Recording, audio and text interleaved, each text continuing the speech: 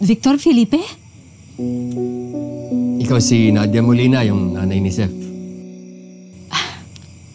The Nadia Molina. Yes. Anong sa atin? Kailangan ko kasi magpapirma sa'yo ng waiver eh. Ite-train ko kasi si Zeph para dun sa A&P class niya. Kailangan ko permiso mo dahil para dun sa mga gagawin kong training. Medyo old school kasi. Parang yung training mo.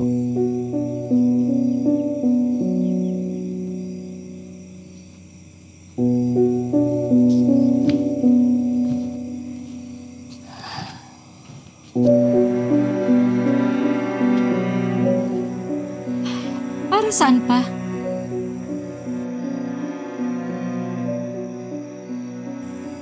Talunan si Sep. Hindi siya nagmana sa akin. Mahina yan.